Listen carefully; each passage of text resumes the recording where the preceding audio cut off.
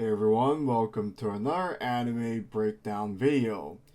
Now, given that it's the holiday season and the other videos have been doing quite well, I figured I'll be doing more of these in the future, and I want to start out with something regarding anime hair. Now, if you're autistic like me and you've been watching quite a long time, you may be wondering why the heck are 9 out of 10 anime characters with hair bangs. Hair bangs being the strands of hair that cover their foreheads and the side of their heads. There are design reasons for it. Now, to preface, yes, I know that in reality there are a lot of hairstyles that don't have hair bangs and they look perfectly normal. So, why is it that in anime, most of these characters are going to have hair bangs covering parts of their heads? It is very interesting when you start drawing and you start to realize why that's the case and why it looks kind of weird when you're trying to replicate realistic hairstyles a lot of times, and why anime likes to use hair bangs a lot. Now, of course, a lot of real hairstyles will have hair bangs as well. I'm going to ignore that fact. Obviously, there are some styles that look like this, and anime obviously takes from it. But when most of them takes from hairbang styles, then something is going on.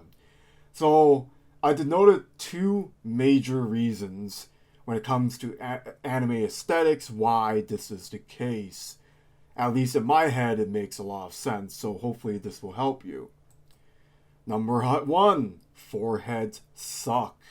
Now, if you're someone like me who has a massive forehead, which I'm not going to show you who I am, you can probably look up online how I look, but given that a lot of anime characters have very exaggerated foreheads, it will look a little bit weird if there's just a massive space without anything covering it. So if you've ever watched Naruto, the character Sakura gets made fun of for her forehead, and that's actually fairly common if you are going to have a hairstyle that doesn't cover this massive space, vacant space on your head.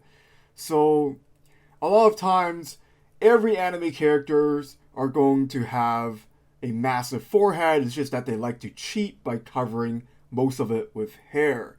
So if you're even going for something more cutesy, like with Madoka Magica, with Homura here, you can see that if you were to take all the hair away, her head would be really, really big. So it wouldn't look very interesting if there's just a massive space there. It would just look a little bit awkward. So you're breaking up the silhouette of the forehead when you are creating these hairstyles, and you're making the shapes more interesting to look at. So when it comes to hairbang hairstyles, you're covering most of the undesirable vacant space that a giant anime forehead would show.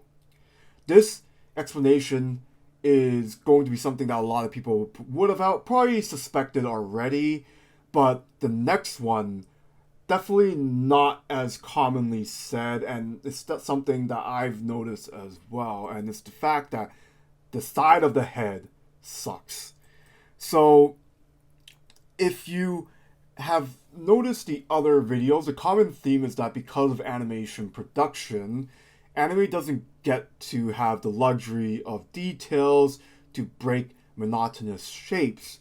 So that's fairly obvious. If you're doing some realistic rendering, you're going to get all the renderings and all the details that'll make these big shapes a little bit more interesting to look at. Whereas in anime, because you're drawing tens of thousands of frames at a time, these characters have to look good in simplified senses. So when you're dealing with the side of the head, when you're doing side profiles, a lot of times it looks like massive vacant space, just like the forehead. Now that's not to say there aren't characters that will look good with empty spaces there, particularly with the male characters, but when it comes to females, you're going to probably see a lot more hair bangs on the side as well. So this is particularly noticeable in some of the older styles, which tends to be a little bit more stretched. So, like with the character from Gundam Seed, you can see that the character here on the 3/4 side of the view, they actually stretch the eye so that the side of the head is a little bit smaller than you would have if you were to break it down technically. Because a lot of times you don't want to show that big of a space of a side of a head, which is why in a lot of anime styles you're going to see them stretching the eye to fill up some of that vacant space. Whereas if you look at the right side where I drew it technically, you'll see that there would be a lot of space if you were to draw it properly, so to speak.